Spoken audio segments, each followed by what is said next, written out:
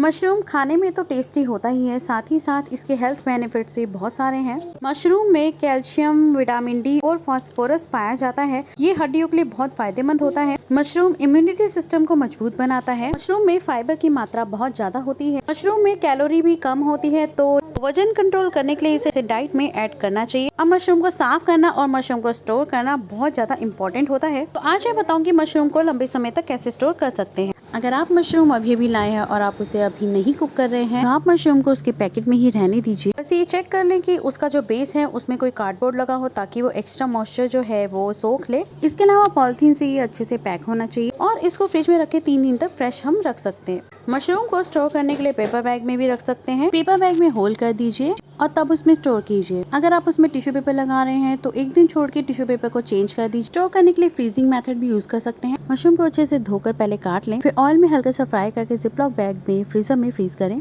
Video में हम बात करेंगे कि मशरूम को बनाने से पहले कैसे क्लीन किया जाए। मार्केट से मशरूम को लाने के बाद सिर्फ पानी में धोना ही सफिशिएंट नहीं है, उसको और तरीके से क्लीन करना चाहिए ताकि मशरूम जो है बहुत अच्छे से साफ हो जाए। तो ये देखिए मशरूम के ऊपर कितनी डस्ट होती है। अब सबसे पहले मैंने बॉइल्ड वाटर लिया है, बिल्कुल गर्म पानी लिया है। इसमें 10 मिनट के लिए मशरूम को डिप करके रख देंगे। 10 मिनट हो गए हैं, इसको स्ट्रेनर में इसे छान लेंगे। अब मशरूम का जो नीचे वाला पार्ट है, जो ये स्टाक है, इसको हम हल्का सा प्रेस करेंगे तो ये अलग हो जाएगी। तो ये ऊपर वाले टॉप पार्ट से अलग हो जाएगी। तो इस तरीके से हमने सारी स्टाक अलग कर ली है। चाकू से या हाथ से मशरूम का जो ये ऊपर वाला हिस्सा है, इसका ऊपर से पतला पतला छिलका नीचे से ऊपर की तरफ खींचेंगे तो ये छिल जाएगा। देखिए बड़ी आसानी से निकल जाता है। और नीचे वाले पार्ट को भी हम चाकू से इस तरीके से छील लेंगे। तो ये देखिए इस तरीके से मशरूम क्लीन हो गई है। अब मशरूम को एक और मेथड से हम क्लीन कर सकते हैं। उसे हम पहले मशरूम की स्टाक अलग करके और इसको ऊपर वाले पार्ट और नीचे वाले पार्ट को हम पील कर लेंगे और साथ साथ गर्म पानी में डालते रहेंगे। मशरूम के ऊपर जो डस्ट वाला छिलका हमने अलग कर लिया है। देखिए मशरूम एकदम क्लीन हो गई है।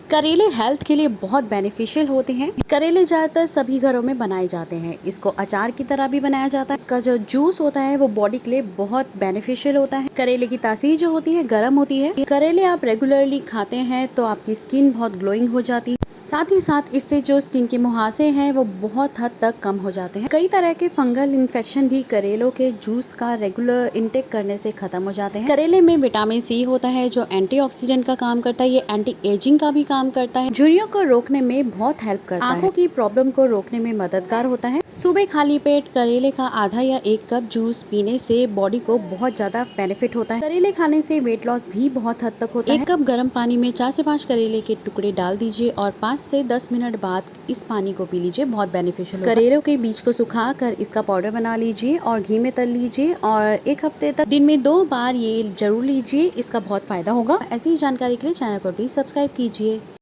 करेलों की कड़वाहट दूर करने के लिए आजमाएं इस ट्रिक को और इसके रिजल्ट भी आपको बहुत अच्छे मिलेंगे। तो इसके लिए करेलों को पहले काट लेंगे और उसमें डालेंगे 1 टेबलस्पून नमक। नमक को अच्छे से करेलों में मिक्स कर लेंगे। 15 से 20 मिनट के लिए रेस्ट पे रखेंगे करेलों को। नमक की वजह से करेलों में पानी जो है वो रिलीज हो गया। इसके बाद करेलों को अच्छे से स्क्वीज कर लेंगे, निचोड़ लेंगे और इसका पानी अलग कर लेंगे। इस तरीके से करेलों को निचोड़ के हम दूसरी प्लेट में रखते जाएंगे और पानी बाउल में इकट्ठा होता जाएगा। अब जो ये करेले हैं इनमें बिल्कुल भी कड़वाहट नहीं होगी या 90% तक बिल्कुल खत्म हो चुकी होगी। तो आप इस टिप को जरूर यूज कीजिए और कमेंट बॉक्स में मुझे बताइए कि आपको ये टिप कैसी लगी। ऐसे ही टिप्स के लिए चैनल को प्लीज सब्सक्राइब कीजिए। वीडियो पसंद आए तो वीडियो को प्लीज लाइक कीजिए। बात करेंगे सौंफ की। सौंफ की तासीर ठंडी होती है, इसलिए गर्मियों में इसका इस्तेमाल बढ़ जाता है। सौंफ का इस्तेमाल हर घर में किया जाता है। रेस्टोरेंट और दूसरी जगहों पर भी खाने के बाद सौंफ सर्व की जाती है। घरों में इसका इस्तेमाल मेनली हम मसाले के तौर पे करते हैं। अचार या कुछ भरमा सब्जी जब बनानी होती है तो हम सौंफ का इस्तेमाल करते हैं। वजन घटाने में सौंफ बहुत कारगर होती है। सौंफ वाली चाय पीने से वजन बहुत जल्दी से घटता है। अच्छे रिजल्ट के लिए इसकी चाय रोज पीनी चाहिए। मेथी दाना, काला नमक, हींग, मिश्री को सौंफ के साथ पीस लें और ये डाइजेशन अच्छा रखने में बहुत मदद करता है। सौंफ याददाश्त बढ़ाती है, खांसी दूर करती है, नजर तेज करती है, कोलेस्ट्रॉल लेवल को भी कंट्रोल करती है। भुनी हुई सौंफ खाने से पेट दर्द में राहत मिलती है। 1 गिलास पानी में 1 मुट्ठी सौंफ भिगो दे और रात भर के लिए भिगो के रख दे। सुबह छानकर इसका पानी पी ले। इससे शरीर में विटामिन और मिनरल की कमी पूरी होती है और वजन भी धीरे धीरे घटने लगता है। सौंफ में कैल्शियम, सोडियम, आयरन, पोटेशियम जैसे कई खनिज तत्व पाए जाते हैं।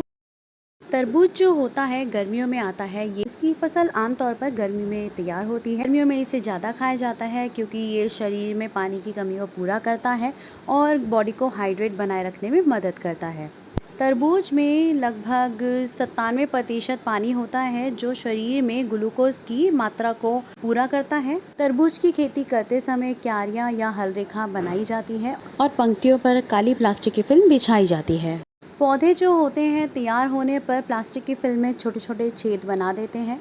तरबूज को 3 तरीकों से उगाया जाता है, बीज से, नॉन ग्राफ्टेड तरीके से या फिर ग्राफ्टेड पौधों से उगाया जाता है। तरबूज को बोने से लेकर कटाई तक लगभग 100 से 120 दिनों की जरूरत होती है और अगर इसे बीज से उगाना चाहें तो मिट्टी के कम से कम 18 डिग्री सेल्सियस तापमान की जरूरत होती है।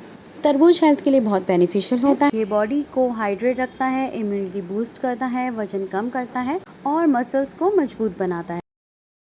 रोटियां अगर नरम नहीं बनती तो खाने में बिल्कुल अच्छी नहीं लगती। तो आज मैं बताने जा रही हूँ कुछ टिप्स जिससे रोटी बनेगी एकदम नरम मुलायम। रोटी, नान या पराठे के लिए आटा थोड़ा मुलायम ही गूंदा जाता है। मुलायम आटे की रोटी ठंडी होने पर भी मुलायम ही रहती है, कड़क नहीं होती। जबकि अगर आटा सख्त गूंदा हुआ हो तो रोटी ठंडे होने पर खाने में बिल्कुल अच्छी नहीं लगती। अब इसके लिए आटा बहुत अच्छा गूंदा होना चाहिए। जितना आटा हम लेते हैं उसका आधा पानी लेना है गूंदने के लिए। तो सॉफ्ट रोटी बनाने के लिए सबसे पहले आपको क्या करना है कि जो हमने आटा गूंदा है 2 से 3 बार मथ लें ताकि वो फिर से सॉफ्ट हो जाए। अब हाथ में हल्का सा सूखा आटा लगाकर लोई को दोनों हाथों के बीच में दबाते हुए घुमाते हुए गोल करें। लोई के चारों तरफ सूखे आटे की एक परत लग जानी चाहिए। चकले पर लोई को रखकर हल्का सा दबाएं। बेलन से एक बार थोड़ा बेलें। बेलन को रोटी पर इस तरह चलाएं कि चपाती बड़ी और गोल बनती जाए। सभी जगह से रोटी की जो मोटाई है एक जैसी होनी चाहिए। पिछली वीडियो में मैंने बताया था कि नरम रोटियां कैसे बनानी है, लेकिन नरम रोटी बनाने के लिए आटा बहुत अच्छा गूंदा होना चाहिए। आटा अच्छा गूंदा हो तो रोटियां नरम बन। तो आटा लगाने के लिए गुनगुने पानी या नॉर्मल वाटर का यूज करें। हल्के गर्म पानी से अगर आटा गूंदा जाता है तो ज्यादा मुलायम होता है और उसकी रोटी भी मुलायम बनती है। गहरे बर्तन में पानी को एक हाथ से डालते हुए दूसरे हाथ से आटा गूंदे। एक साथ सारा पानी ना डालें, इससे आटा पतला हो जाता है। जितना आटा लगता है उसकी आधी क्वांटिटी में पानी लगता है। अच्छा आटा गूंदने के लिए थोड़ा थोड़ा पानी डालें।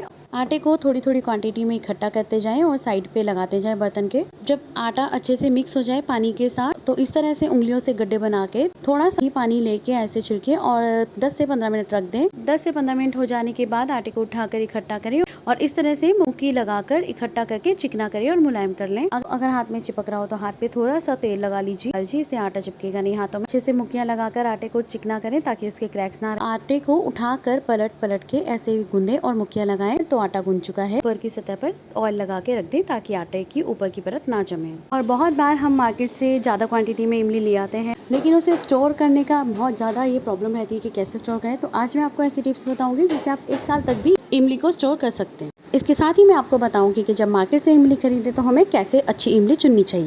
इमली खट्टी और मीठी दोनों वैरायटीज में पाई जाती है। जैसे जैसे इमली पुरानी होती जाती है इसका टेस्ट मीठा होता जाता है। बाजार से ये छोटे पैकेट में मिलती है। जब बाजार से इमली खरीदे तो को दबा कर चेक कर ले। अगर ये सॉफ्ट है तो इसका मतलब ये नरम और ताजी ही है। बहुत ज्यादा अगर आप हार्ड इमली लेंगे तो उसका पल्प भी ज्यादा नहीं निकलेगा। अच्छे से बंद हुआ पैकेट ही लें जो सील बंद होता है। और अगर खुली ले रहे हैं तो जहाँ से खरीद रहे हैं ढकी हुई ही इमली खरीदें, नहीं तो उसमें किरकिरी हो सकती है। जो नई इमली मार्केट में आती है वो खाने को बहुत अच्छा कलर देती है। ज्यादातर यूज हम सांभर बनाने में, रसम बनाने में, टैमरिंड राइस वगैरह बनाने में हम यूज करते हैं। खट्टापन देने के अलावा इमली खाने को सॉफ्ट बनाती है। खट्टी मीठी चटनी बनाने के लिए इसका यूज होता है।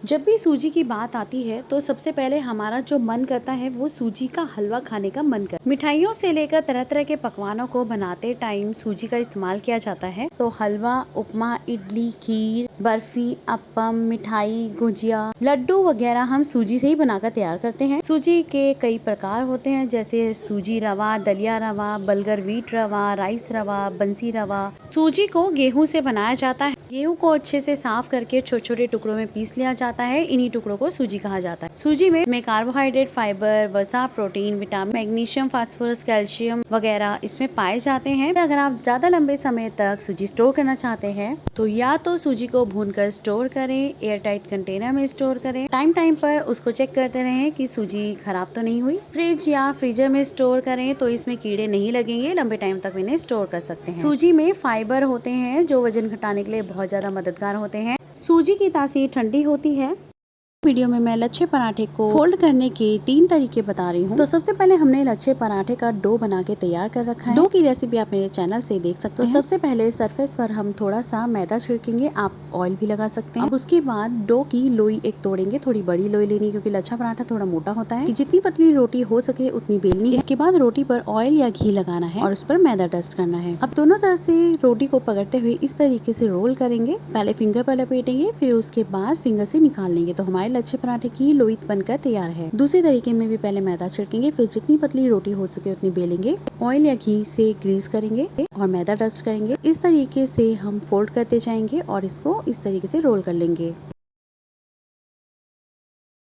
लच्छे पराठे की लोई बनकर तैयार है। तीसरे तरीके में ऐसे ही पतली लोई बेलकर ऑयल लगाएंगे और मैदा डस्ट करेंगे, फिर चाकू से इस तरीके से कट लगाएंगे और फोल्ड करते जाएंगे। फिर हल्का सा प्रेशर देके इस तरीके से प्रेस करके लोई बना लेंगे। लच्छे पराठे की लोई तैयार है।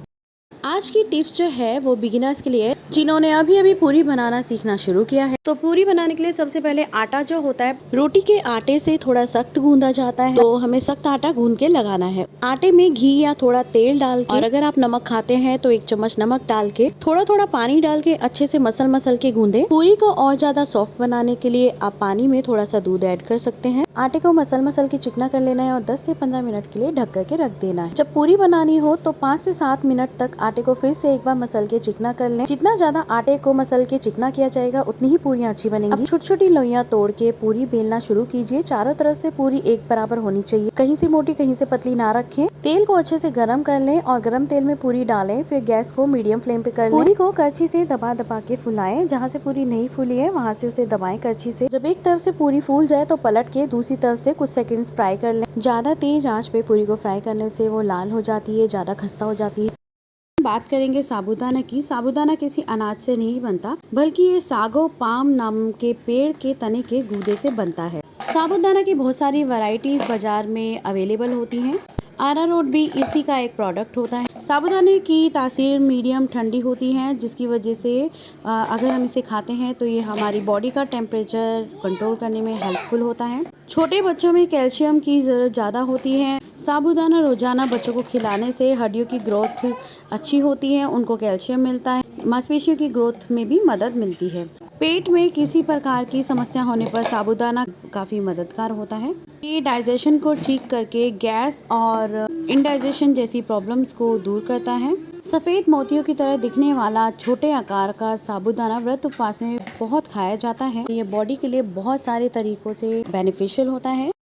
प्याज खाने के बहुत फायदे हैं और इसे खाने से लू भी नहीं लगती है। प्याज को सलाद में भी खाने की सलाह दी जाती है, क्योंकि कच्ची प्याज खाना अच्छा होता है हेल्थ के लिए। और अगर प्याज को सिरके में मिला दिया जाए तो इसके फायदे और बढ़ जाते हैं। सिरके वाली प्याज को अगर खाने के साथ खाया जाए तो बहुत ज्यादा बेनिफिट देती है। ये हेयर फॉल को कम करती है, गर्मियों में पेट को आराम देती है, यूरिन इन्फेक्शन को कम करती है, फैट को बर्न करने में, पतले होने में बहुत मदद करती है, ब्लड प्रेशर को कंट्रोल करती है और हार्ट से रिलेटेड जो बीमारियां होती है उनको दूर करती है। जिन लोगों को डायबिटीज है उनके लिए बहुत ज्यादा फायदेमंद है। गैस्ट्रिक सिंड्रोम की प्रॉब्लम को कम करती है, कब्ज दूर करती है, ब्लड सर्कुलेशन को अच्छा करती है, बॉडी डिटॉक्स करती है, डाइजेशन को अच्छा बनाती है। प्याज को जब सिरके में डाला जाता है तो उसकी न्यूट्रिशन वैल्यू और बढ़ जाती है। छोटी लाल प्याज को सिरके में डालने से उसमें विटामिन, खनिज और विटामिन B9 और फोलेट एसिड बहुत ज्यादा बढ़ जाते हैं। इम्यूनिटी को बूस्ट करती है। ऐसी ही जानकारियों के लिए मेरे चैनल को प्लीज सब्सक्राइब कीजिए। वीडियो पसंद आए तो वीडियो को प्लीज लाइक कीजिए।